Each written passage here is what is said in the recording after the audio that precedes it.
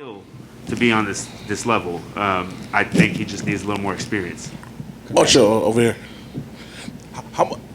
Do you think this is something like we look back 5 years from now, like you caught him at the right time, so to speak? Most definitely. He's only going to get better. Chase Hooper's definitely got a hell of a future ahead of him. I think he's definitely going to get better.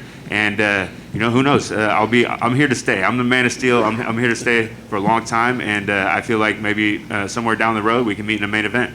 And you alluded to the long layoff and getting healthy. Did COVID in a weird way help you out? In a way, it kind of slowed everybody else down. I had a pretty extensive surgery, and that put me out. It was originally supposed to be a 6-week recovery, and then it turned out to a full ligament repair, and that ended up being a 16-month layoff. So it was supposed to be a small procedure, ended up being a big procedure, and that put me on the sidelines for a while. So I was out of the gym, and then when COVID happened, it put everybody else out of the gym for a little bit. So I kind of slowed everybody else down to my speed.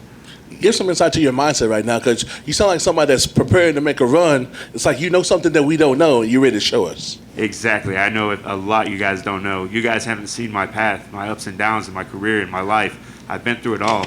I talk to 40-year-old men that are going through things that I went through when I was 22. So, and I'm able to give them my experience and help them. So the experience that I've gained is it's intangible. Like nothing can touch that experience, and I'm definitely ready to make a run. I'm coming into my prime, and I'm ready to show the world what I do know.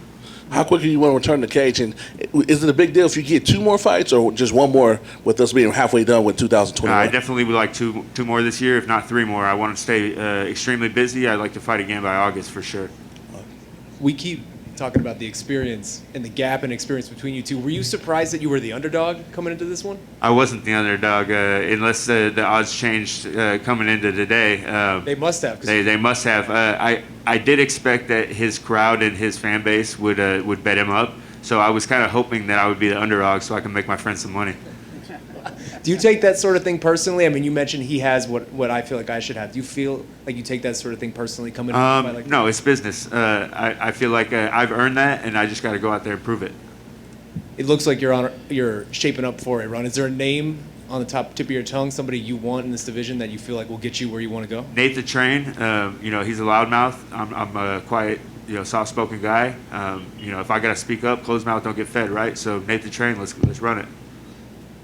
Is there anything personal in that call-out, or just stylistically you like that fight? I just don't like loudmouths. He grabs the mouth, the mic, he screams, he sounds ignorant, and that sells, man. People eat that shit up. Like his social media following is through the roof. It's ridiculous. I try to say something that's meaningful, and try to talk to kids and be a good influence. And look where it gets me. It gets me made out to be the bad guy, and nobody wants to follow me on Instagram. So fuck it. I'm gonna call out some guys and get some followers. You have the unique position where you missed the pandemic era of fights. You never fought in an empty arena or the Apex or had to go to Fight Island or anything. So your last fight was in, I believe, full capacity in Mexico City, if I remember correctly, and then you came back. Could you sense any change in the fans at all, knowing that like they haven't been able to go to fights in years? So you may not feel the difference, but could you feel any difference in the vibe of it? Hell yeah, I could feel them. Everybody's been itching to get out of the house. I felt it just back home. Back when the bars opened, the clubs opened, people were wilding out, just like ready to get loose. And then at the weigh-ins, I could feel it. The crowd was just ready to blow. And then out there tonight, everybody's just ready to go to live events and just get into a sport. It doesn't matter. You could be playing golf out there. You allow a crowd out, they're going to be losing their minds.